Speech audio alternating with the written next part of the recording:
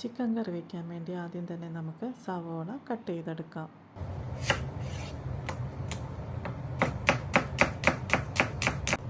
അതിനുശേഷം വെളുത്തുള്ളി ഇഞ്ചി ചതച്ചെടുക്കാം. ഒരു പാത്രത്തിൽ അല്പം വെളിച്ചെണ്ണ ഒഴിക്കുക.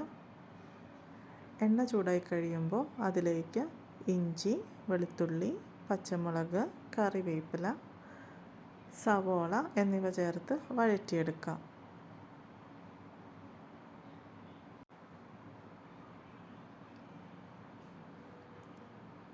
ഒരല്പം ഉപ്പും കൂടി ചേർത്ത് കൊടുത്താൽ പെട്ടെന്ന് നമുക്ക് വഴറ്റിയെടുക്കാൻ പറ്റും. ഒരു ലൈറ്റ് ഗോൾഡൻ കളർ ആവുന്നത് വരെ സവോള വഴറ്റിയെടുക്കണം.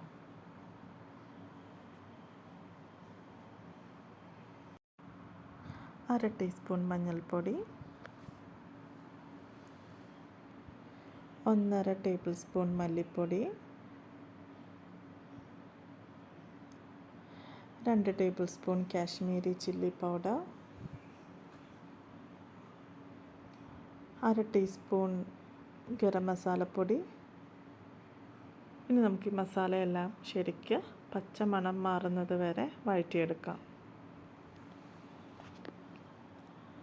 മസാലയുടെ പച്ചമണമെല്ലാം മാറി ശരിക്ക് വഴറ്റി കഴിയുമ്പോൾ അതിലേക്ക് അരിഞ്ഞു വെച്ചേക്കുന്ന തക്കാളി ചേർക്കാം.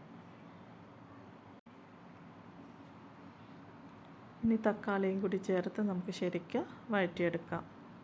ഞാനൊരല്പം വെള്ളവും കൂടി ചേർത്ത് വഴറ്റിയെടുക്കുന്നുണ്ട്.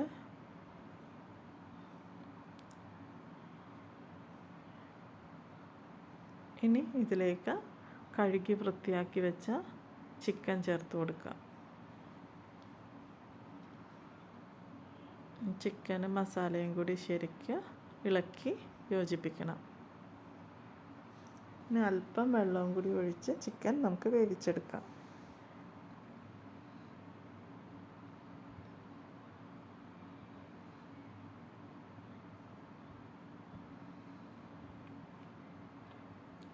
ചിക്കൻ വെന്ത് വന്നിട്ടുണ്ട്. ഇനി നമുക്ക് ഇതിലേക്ക് അല്പം കട്ടി തേങ്ങാപ്പാൽ ഒഴിച്ചു കൊടുക്കാം. ചപ്പാത്തി, പൊറോട്ട, ഇടിയപ്പം, വെള്ളയപ്പം എല്ലാത്തിൻ്റെ കൂടെയും ഈ ചിക്കൻ കറി അടിപൊളി കോമ്പിനേഷനാണ്. അല്പം കുരുമുളക് പൊടിയും മല്ലിയിലയും ചേർത്ത് ഇളക്കി യോജിപ്പിക്കുക. നമ്മുടെ കറി റെഡിയായി. ഈ കറി നല്ല സൂപ്പർ ടേസ്റ്റാണ്. എല്ലാവരും ട്രൈ ചെയ്ത് നോക്കണം.